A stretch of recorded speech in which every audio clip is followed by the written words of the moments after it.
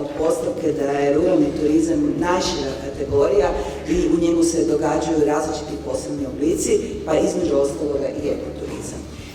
Kada govorimo o samoj definiciji ekoturizma, naravno da neću sad ulaziti u teorijske nazive, postoji nekako, onako kako smo mi podijelili, dva osnovna smjera. Jedno je turizam koji se događa u zaštićenim područjima prirode, dakle nacionalni parkovi, parkovi prirode i neka druga zaštićena područja.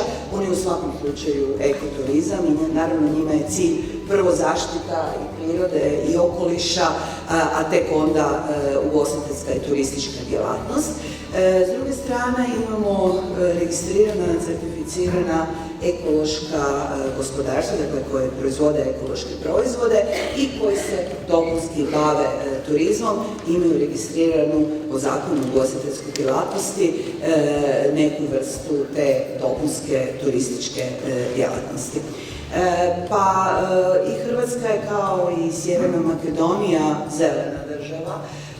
Nama se računa da je otprilike 92% geografskih područja ruralna područja, pa tako i svi oblici turizma koji se događaju u tim ruralnim područjima zasigurno okupljaju i velik broj djelatnosti i aktivnosti, ali i sve više turista koji dolaze.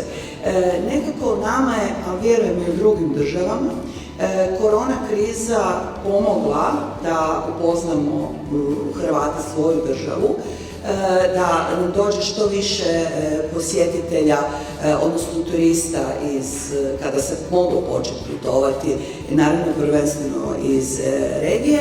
I ono što nam se dogodilo početkom korona krize, da smo imali sve više tih stranaca koji su došli raditi i živjeti u Hrvatsku, i to uglavnom u neka ruralna područja, da li otoke, da li dalmatinsko zaleđe. Mi smo naravno nazvali digitalni nomadi, ali pretpostavljam da je svima poznat taj pojam. I nekako u toj korona krizi koja kad je krenula, jako brzo se država sa različitim mjerama onako pomaknula, ali ono što je možda važnije, to su ti sami ljudi koji su onog početnog kriznog šoka koje smo svi imali kada se to dogodilo, su počeli razmišljati o svojoj budućnosti.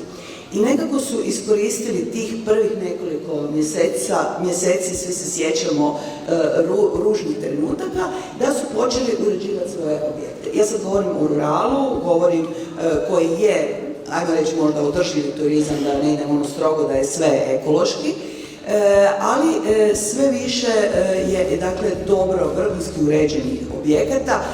Evo, nadam se da će biti prilike da i posjetite Hrvatsku i da pokažemo kroz neke fotografije i filmove u neke od drugih konferencija. Sve više je objekata koji nisu nužno na obiteljskim poljoprivrednim gospodarstvima, ali imate i hotele u ruralnim područjima, obnavljaju se, ne znam, neke stare kuće i tako. A kada govorimo o zaštićenim područjima, to je jedan, i tu ću onda sad završiti ovo prvo pitanje, jedan jako veliki pomak.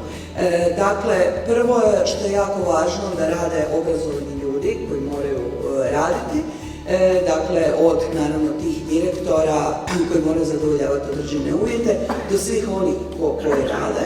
A s druge strane imamo veliki pristup europskim sredstvima koje su jako dobro iskoristile nacionalni parkovi i parkovi prirode. Dakle, vi sad u svakom od tih parkova imate barem jedan atraktivan interpretacijski centar. Neki imaju i 2 ili 3 ili više. To su uglavnom EU sredstva i nekako ti parkovi prirode i nacionalni parkovi i svi drugi objekti u drugim oblicima zaštite daju veliki doprinos razvoju ekoturizma.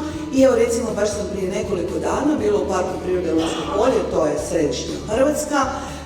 Oni su napravili jedan korak dalje, dakle registrirali su oznaku logo u Državnom zavodu za intelektualno vlasništvo, gdje žele svim proizvođačima iz okvira Parka prirode Lonjsko polje i iz bliže okolice, to je nekoliko hrvatskih županija, pomoć da plasiraju svoj proizvod sa oznakom Park prirode Lonjsko polje. Naravno, napravili su jako solidne kriterije, komisiju i sve već što treba biti, ali to je super jer u biti oni su neki motor razvoja za dalje. Evo, hvala vam.